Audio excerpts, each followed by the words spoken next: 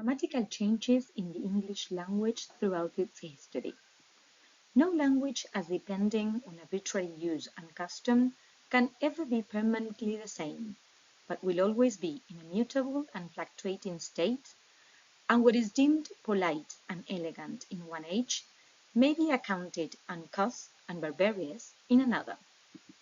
As we all know, language is of unstable nature. It is flexible, dynamic, and in constant process of change. Changes can be internal and external.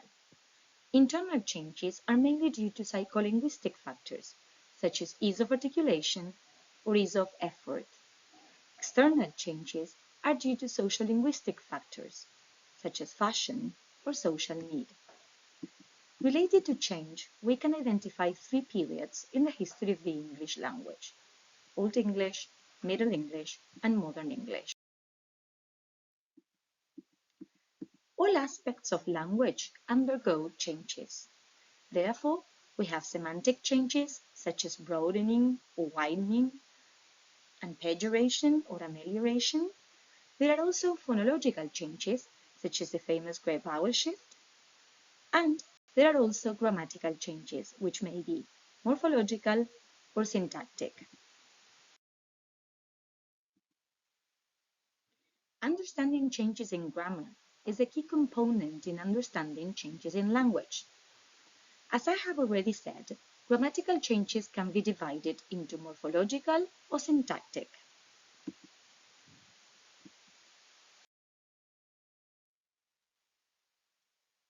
Get into that classification, it's important to highlight that the English language changed from being a synthetic language with many endings on nouns and verbs as case markers to a mostly analytic language with almost no endings at all. As a result, we can identify the most significant grammatical differences between Old English and Modern English. Old English had a relatively free word order compared to the stricter word order in Modern English due to the disappearance of endings. In Old English, there were many endings as case markers, while very few endings remain in Modern English. Finally, small words such as prepositions or articles were not used in Old English, whereas they are highly used in Modern English. Morphological change. And is he well content his son should find no nourishment to feed his growing mind, but conjugated verbs and nouns decline? Of morphological types. Do languages change morphological types in cycles? Creole studies suggest they go from isolating to agglutinating and inflecting, but this is still controversial. And stress-independent lexical and grammatical words have become prefixes and suffixes as a result of phonological reduction. From inflecting synthetic to analytic. Old English system of four inflectional cases had collapsed by the early Middle English period because of the weakening of unstressed vowels and the loss of unstressed final syllables. Changes from inflectional to analytic involve the reduction of final vowels and unstressed syllables. This is linked to sound changes. Disappearance of case endings in Middle English. These have been replaced by prepositional phrases with uninflected nouns. Case markings and inflections have been replaced by word order and prepositions. Analogy. More general mechanism of morphological change. One form adjusts to another with which it's related, in form and meaning. It's proportional by adding s to level all plural nouns, for example. Also, we have analogical leveling. One variant is adapted by analogy to the other ones. There are no general rules for morphological analogy. They're more like tendencies. Basic forms influence derived forms, not the other way around. Naturalness. Why do these changes occur? Some morphological forms seem to be more natural and marked. They are more frequent and internalized in child language acquisition and typical of Pidgin and Creole. General principles. Constructional iconicity. The semantically more complex form is also morphologically more complex. This is supported by the fact that languages of the world typically have morphological plural marking. Now it's the turn for syntactic changes. There are different mechanisms of syntactic change, such as reanalysis and grammaticalization. In the case of reanalysis, syntactic constructions may become ambiguous in certain contexts for some time, and speakers may come to favor a new analysis rather than the old one. In general, the two constructions coexist for some time until the new one usually replaces the old one. A common example is, for example, the use of double comparative and superlative forms in Old English. That's why we have "this was the most and kindest cat of all" from Shakespeare, from Julius Caesar, until this construction was replaced by the use of the comparative and superlative structures that English has nowadays. Another common example is the use of the preposition on before adjectives, which was then weakened to the prefix a, and that resulted in the predicative adjectives that we have today, such as asleep or alive.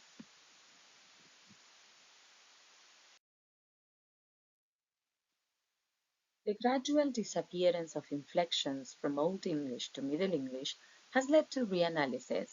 For example, the nominative case and the accusative case markers were replaced by stricter word order.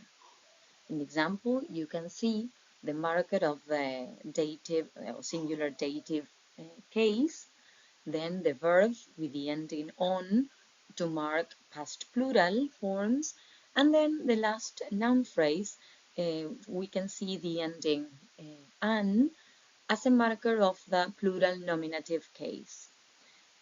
Nowadays, we do not have those endings as case markers, but the positions that the noun phrases have in the sentence indicate the syntactic roles that the noun phrases play. In the last example, we have se as the marker of a nominative case to show a subject predicative. Nowadays, subject predicative is again shown by the position of the noun phrase in the sentence after the copula verb.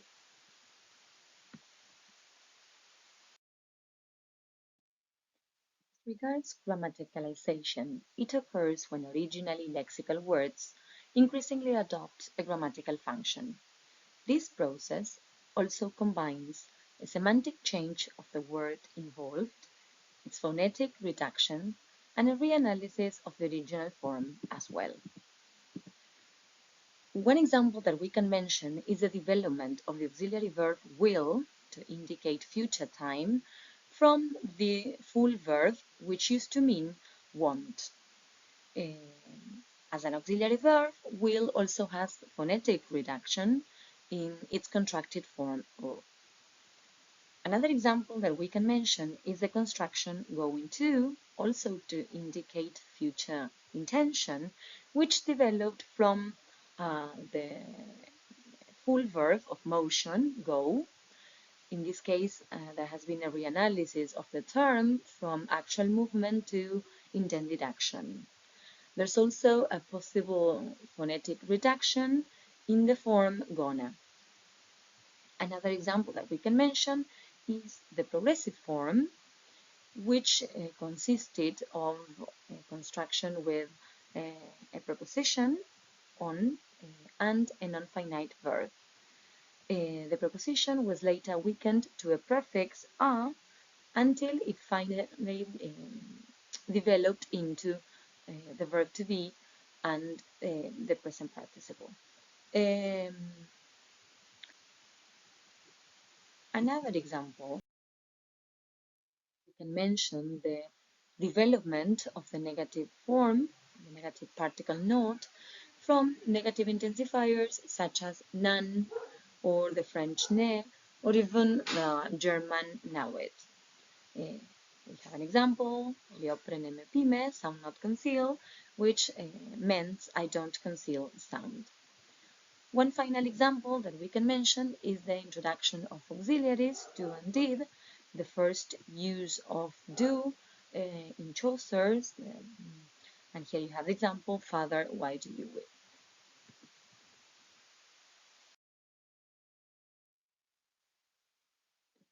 Finally, some syntactic changes show implicational relations to other changes, that is, they trigger off further specific changes.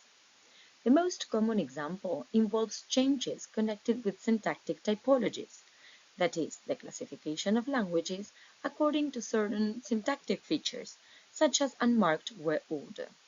There are 6 possible patterns for the arranging of constituents in a sentence, among which the most widespread ones are SOV, that is subject, object, verb, and SVO, subject, verb, object. Languages with basic order VO share other word patterns and grammatical features as well, which tend to have precisely the opposite value in OV languages. In VO languages, verbs precede objects, auxiliary verbs precede main verbs, and comparative adjectives precede nouns. And languages with OV order have the reverse order in all these patterns. Now, when a language changes its basic word order, all the characteristics I have just mentioned change accordingly. Therefore, when English changed from OV to VO, adjectives, for example, change their position too, and are now placed before nouns. We can see the adjective after the noun in Chaucer's example, one that April with his shower's suit, the suit is the adjective that comes after the noun showers. This sentence is considered ungrammatical today. So, these are the most important grammatical changes that the English language has undergone throughout its history.